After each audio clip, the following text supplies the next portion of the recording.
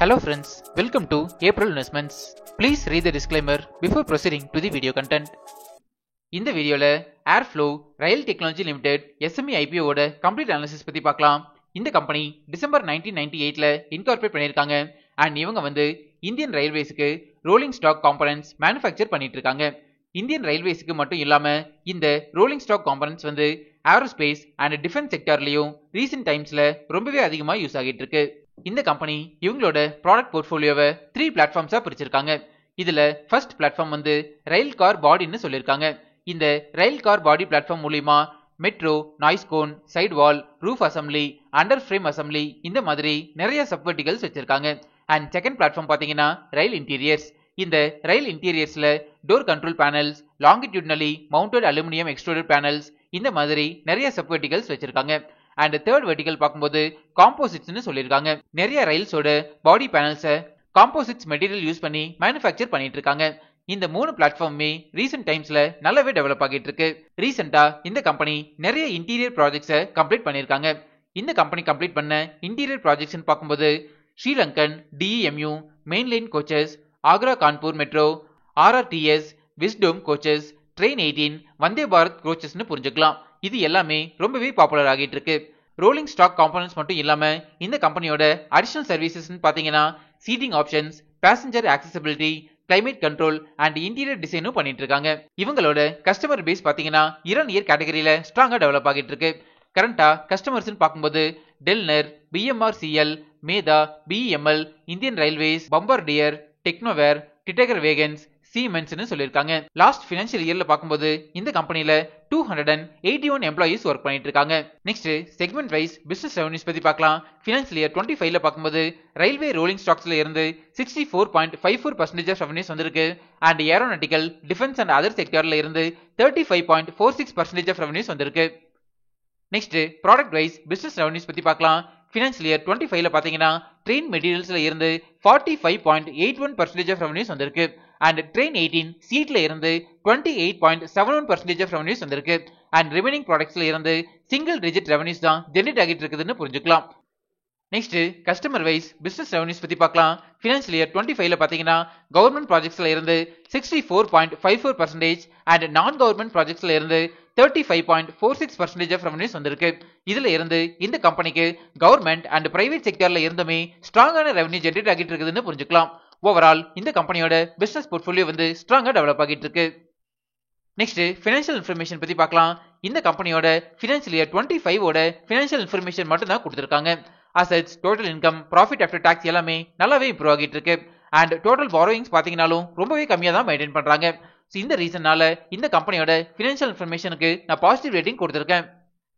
Next prize valuation பத்தி பார்க்கலாம். அதாவது இந்த ஐபிஓல அட்ராக்டிவ் வேல்யூஷன்ல வராங்களான்னு செக் பண்ணலாம். இந்த பிரைஸ் வேல்யூஷன் கால்குலேட் பண்றதுக்கு நம்ம யூஸ் பண்ற one of the method price to earnings ratio calculation. ஒரு ஸ்டாக்கோட PE ரேஷியோ கால்குலேட் பண்றதுக்கு 2 இன்புட்ஸ் தேவைப்படும். இதுல ஃபர்ஸ்ட் இன்புட் ஐபிஓ பிரைஸ். இந்த ஐபிஓவோட லோயர் பிரைஸ் பேண்ட் 133 ரூபீஸ்னு சொல்லியிருக்காங்க. And higher price band 140 rupees per ஷேர்னு சொல்லியிருக்காங்க. இது டிமாண்டபிள் SME IPO அப்படிங்கிறதுனால ஹையர் பிரைஸ் பேண்டை நம்ம கன்சிடரேஷனுக்கு எடுத்துக்கலாம். And second input earnings per share. இந்த கம்பெனியோட earnings per share இயர் கேட்டகரியில ரொம்பவே ஸ்ட்ராங்கா டெவலப் ஆகிட்டு இருக்கு. ஃபார் எக்ஸாம்பிள் ஃபினான்ஷியல் இயர் 23ல 1 ரூபீஸா இந்த EPS இப்போ 25ல 15.63 ரூபீஸா உயர்ந்திருக்கு. இது ஸ்ட்ராங்கான growthன்னு புரிஞ்சுக்கலாம். ஜெனரலா ஒரு கம்பெனியோட earnings per share இம்ப்ரூவ் ஆகிறது அந்த கம்பெனிக்கு பாசிட்டிவான அப்டேட். இந்த ரெண்டு இன்புட்ஸை யூஸ் பண்ணி ஸ்டாக்கோட PE ரேஷியோ கால்குலேட் பண்ணீங்கன்னா 8.96 வரும். இப்போ இந்த ஸ்டாக் PE ரேஷியோவை ரோலிங் ஸ்டாக்ஸ் மேனுஃபேக்சர் பண்ற இண்டஸ்ட்ரி ஆவரேஜ் PE ரேஷியோவோட கம்பேர் பண்ணலாம். இண்டஸ்ட்ரி ஆவரேஜ் PE ரேஷியோ 39.87 சொல்லியிருக்காங்க. இண்டஸ்ட்ரி ஆவரேஜ் PE ரேஷியோவோட கம்பேர் பண்ணும்போது ஸ்டாக் PE ரேஷியோ கம்மியா தான் இருக்கு. இந்த ரீசன்னால அட்ராக்டிவ் வேல்யூஷன்ல வராங்கன்னு புரிஞ்சுக்கலாம். நம்ம டெலிகிராம் சேனலோட டிஸ்கிரிப்ஷன் இப்படிதான் மென்ஷன் ஆகிருக்கும். கரண்டா நம்ம டெலிகிராம் சேனல்ல 7716 சப்ஸ்கிரைபர்ஸ் இருக்காங்க. இன்கேஸ் நீங்க ஃபேக் டெலிகிராம் சேனல்ல ஜாயின் பண்ணிருந்தீங்கன்னா அதுல இருந்து எக்ஸிட் பண்ணிக்கோங்க. இந்த சப்ஸ்கிரைபர்ஸ் கவுண்ட்டை டெய்லி பேசிஸ்ல நான் அப்டேட் பண்ணிட்டே இருப்பேன், நீங்க ரெஃபர் பண்ணிக்கோங்க. நெக்ஸ்ட் ஃபண்டமெண்டல் பாராமீட்டர்ஸ் பத்தி பார்க்கலாம். இந்த கம்பெனியோட ரெவன்யூ ஃப்ரம் ஆபரேஷன்ஸ் இயர் கேட்டகரியில ஸ்ட்ராங்கா இம்ப்ரூவ் ஆகிட்டு இருக்கு. ஃபினான்ஷியல் இயர் 25ல 61.26% அளவுக்கு மெயின்டைன் பண்ணிருக்காங்க. இது வந்து ரிமைனிங் பியர்ஸை கம்பேர் பண்ணும்போது ஸ்ட்ராங்கான ரெவென்யூ ஃப்ரம் ஆபரேஷன்ஸ்னு புரிஞ்சுக்கலாம். அண்ட் ஃபண்டமெண்டல் பாராமீட்டர்ஸ் பத்தி பாத்தீங்கன்னா return on equity ROE percentage வந்து ஃபினான்ஷியல் இயர் 25ல 30.64% மெயின்டைன் பண்றாங்க. And return on capital employed financial year 25ல 26.28% அளவுக்கு மெயின்டைன் பண்றாங்க. ஜெனரலா இந்த ரெண்டு பாராமீட்டர்ஸுமே 15%க்கு மேல இருந்தாலே ஃபண்டமெண்டலி ஸ்ட்ராங் கம்பெனின்னு நான் சொல்லியிருக்கேன். And dept to equity ratio வந்து 0.54 டைம்ஸ் மெயின்டைன் பண்றாங்க. ஜெனரலா டெப்ட் டு ஈக்விட்டி ரேஷியோ வந்து 1 or 1க்கு கீழே இருந்ததுன்னா ஃபண்டமெண்டலி ஸ்ட்ராங் கம்பெனின்னு நான் சொல்லியிருக்கேன். And profit after tax margin பாத்தீங்கன்னாலும் ஃபினான்ஷியல் இயர் 25ல 13.28% அளவுக்கு மெயின்டைன் பண்றாங்க. நெக்ஸ்ட் ரிட்டர்ன் ஆன் நெட்வொர்க் பத்தி பார்க்கலாம். RONW பர்சன்டேஜ் வந்து ஃபினான்ஷியல் இயர் 25ல 23.06% அளவுக்கு மெயின்டைன் பண்றாங்க. ஓவரால் இந்த கம்பெனியோட ஃபண்டமெண்டல் பாராமீட்டர்ஸ் வந்து ஸ்ட்ராங்கா டெவலப் ஆகிட்டு இருக்கு. நெக்ஸ்ட் டிவிடெண்ட் டீல்ஸ் பத்தி பார்க்கலாம். இது வரைக்கும் இந்த கம்பெனி எந்த டிவிடெண்டுமே கொடுத்தது இல்ல. நெக்ஸ்ட் பியர் கம்பேரிசன் பத்தி பார்க்கலாம். ரோலிங் ஸ்டாக்ஸ் மேனுஃபேக்சர் பண்றதுல இந்த கம்பெனிக்கு லிஸ்டட் பியர்ஸ் பாத்தீங்கன்னா Jupiter wagons limited and Titagarh rail systems. இந்த ரெண்டு கம்பெனியுமே நம்ம ஏப்ரல் இன்வெஸ்ட்மெண்ட்ஸோட ஃபேவரட் ஸ்டாக்னு புரிஞ்சுக்கலாம். இவங்களோட லிஸ்டட் பியர்ஸ் கூட கம்பேர் பண்ணும்போது டோட்டல் இன்கம்ல இந்த கம்பெனி ரொம்பவே சின்ன கம்பெனியா இருக்காங்க. பட் ஃபண்டமெண்டல் பாராமீட்டர்ஸ்ல பார்க்கும்போது காம்படிட்டிவ் அட்வான்டேஜ் மெயின்டைன் பண்றாங்க. நெக்ஸ்ட் இண்டஸ்ட்ரியல் அனாலிசிஸ் பத்தி பார்க்கலாம். நம்ம முன்னாடியே டிஸ்கஸ் பண்ண மாதிரி இந்தியாவோட ரயில்வே செக்டார் இன்னுமே டெவலப் ஆகிறதுக்கான பொட்டன்ஷியல் ஸ்ட்ராங்கா இருக்கு.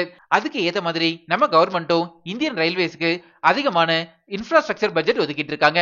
இது எல்லாமே இந்தியன் ரயில்வேஸை பூஸ்ட் பண்ணணும்னு புரிஞ்சுக்கலாம். அண்ட் ரயில்வே மெட்டீரியல்ஸ் எக்ஸ்போர்ட் பாத்தீங்கன்னாலும் ஈரான் ஏர் கேட்டகரியில ஸ்ட்ராங்கா டெவலப் ஆகிட்டு இருக்கு. ஜெனரலா ஒரு எக்ஸ்போர்ட் பிசினஸ் டெவலப் ஆச்சுன்னா அதுல இருந்து எக்ஸ்போர்ட் மார்ஜின் அதிகமாவே கிடைக்கும்னு புரிஞ்சுக்கலாம். இது எல்லாமே இந்த கம்பெனிக்கு பாசிட்டிவான update.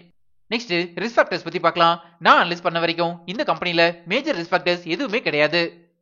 Next objects of the issue பத்தி பார்க்கலாம். இந்த ஐபிஓல இருந்து ஜெனரேட் ஆகிற ஃபண்ட்ஸ் இந்த கம்பெனியோட மெஷினரி பர்ச்சேஸ் அண்ட் எக்யூப்மெண்ட் பர்ச்சேஸ்க்கு யூஸ் பண்ண போறதா சொல்லியிருக்காங்க. அண்ட் எக்ஸிஸ்டிங் பாரோயிங்ஸை செட்டில் பண்றதுக்கு யூஸ் பண்ண போறதா சொல்லியிருக்காங்க. நெக்ஸ்ட் ஐபிஓ டீடைல்ஸ் பத்தி பார்க்கலாம்.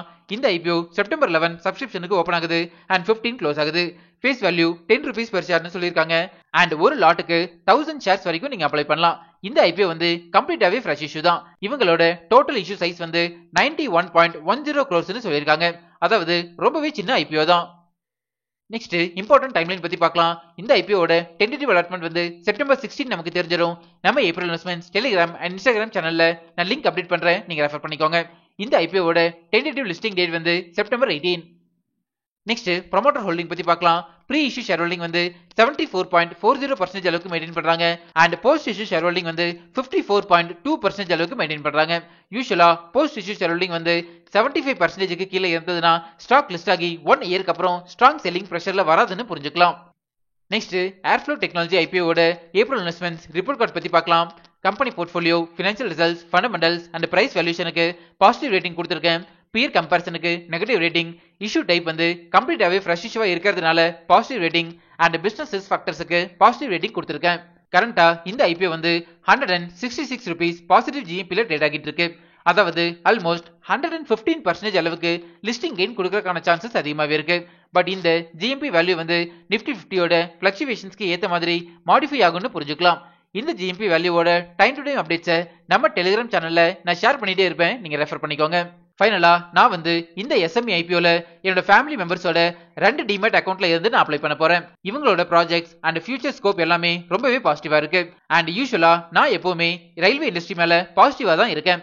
நீங்க இந்த ஐபிஓல அப்ளை பண்ண போறீங்களா இல்லையா அப்படிங்கறத நம்ம கமெண்ட்ஸ்ல சொல்லுங்க. இப்போ நம்ம சேனல் வந்து இன்ஸ்டாகிராம்லயும் ஆக்டிவா இருக்கும். ஸ்கிரீன்ல தெரியற இந்த லிங்கை ஸ்கேன் பண்ணி இன்ஸ்டா சேனல்ல ஃபாலோ பண்ணிக்கோங்க. இன்ஸ்டாகிராம்ல உங்களோட டவுட்ஸ் அண்ட் பர்சனல் மெசேஜஸை எனக்கு டைரக்டாவே சென்ட் பண்ணுங்க. நம்ம இன்ஸ்டால டிஸ்கஸ் பண்ணலாம்.